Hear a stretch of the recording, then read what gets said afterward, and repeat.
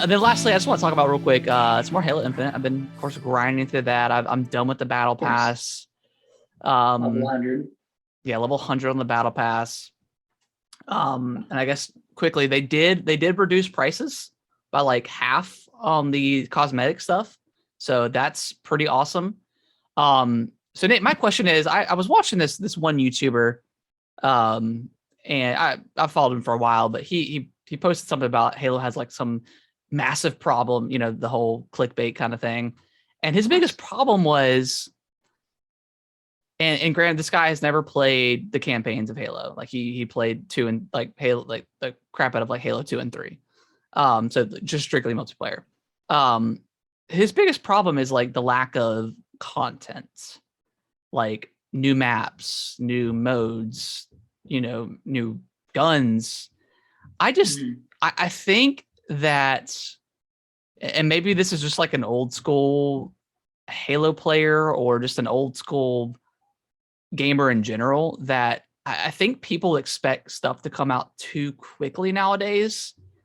And granted, yes, do I want more maps? Do I want more modes? Of course I do. And obviously, yeah. Obviously, right? I mean, they just had a new mode today come out called Attrition. And that's pretty cool. I'll talk about that in a second. But I just feel like, and he was like, this game's gonna be dead in 2 months if they don't do something. And I feel like people expect so much so quickly out of these games. And I don't see like, I don't know where they get that mentality from, because I mean, you look at like Warzone, it's the same map, right? Until they come out with a new season. So you're waiting 3 or 4 months before they update the map or whatever the case is. So I don't know where this mentality, where it comes from, but I don't know. And that's my question to you, Nick. Do you feel like this game is lacking content right now? I mean, obviously we want more modes. We want the ability or the option to choose oddball or choose strong, whatever you want to. Obviously we want big team battle back and have that fixed properly. But I don't think this thing necessarily lacks content. And also it's totally free to play. So it's not like, so you're not losing. You're not paying $60 for Splatoon and then have to wait 6 months for them to add maps and this and that. Yeah. So I don't know. I'm kind of curious on what your thoughts are.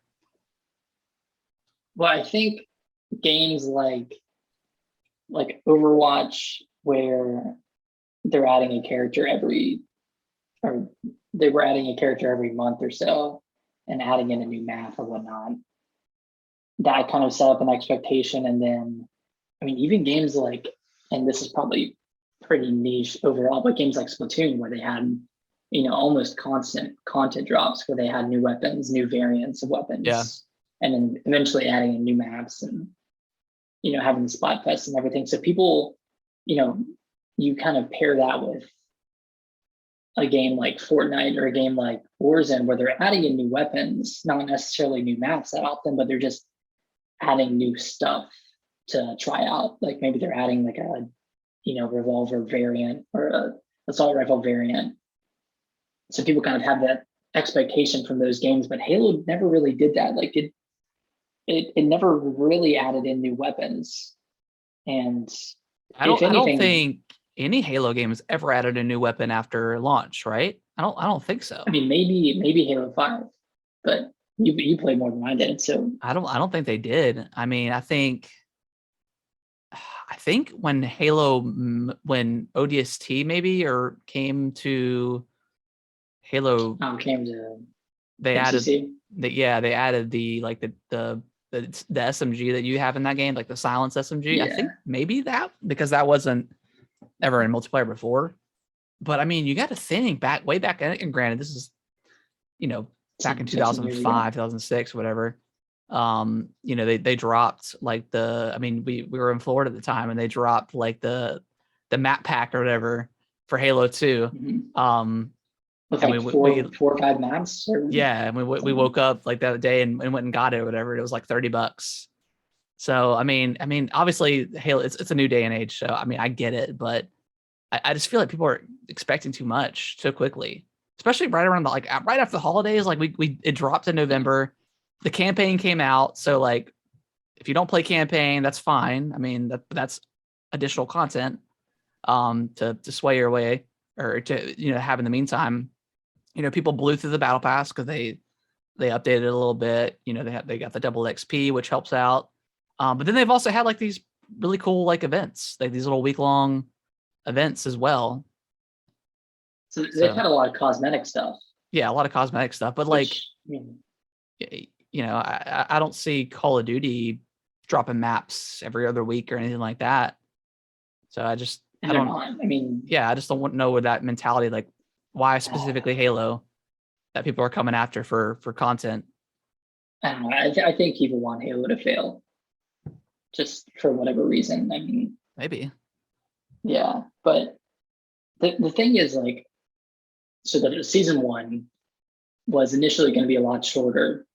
I think it is too long to be honest. Like wait till May. But they probably wanted it to coincide with the launch of, well, I mean, probably not. Initially, they wanted everything to launch together, but yeah, now they probably want everything to coincide with the launch of the Forge mode and then the campaign, split screen campaign or multiplayer campaign. Yeah. So once that rolls around, I'm sure season 2 will come out. That'll add new maps. They'll probably add in new legacy weapons. And another difficult thing with Halo is like there's a lot of balancing that goes on with the weapons. Like each one is good in its own right, but kind of like we learned in the beta, if one is too good, they're gonna nerf it. If one's not good enough, they're gonna, buff it a little bit. I mean, the Commando that got nerfed. So there's just a lot of balancing that goes in with these weapons. It's not like a Call of Duty where everyone gets to choose what gun they start with and everyone is, relatively equal, so to speak. Yeah, I mean, we'll get the stuff. I'm hoping, since this is like this first season is based on Reach. I'm hoping we get maybe a couple of maps from like Halo Reach or something like that that they port over into Halo Infinite. So, I mean, I would say just be patient. It's okay to not play the game, right? You don't have to play it every day. You're going to get burnt out. I started I was playing every day, and then I'll start on Tuesday because that's when they reset the weekly challenges. I'll do my weekly challenges. Usually takes me a couple of days, and then by the weekend, I'm usually playing something different because I've exhausted everything that I can. Now I can play ranked or whatever, but until they give us an option to not have crossplay, I'll stay at a ranked because it's sweaty in there. Yeah, that's fair.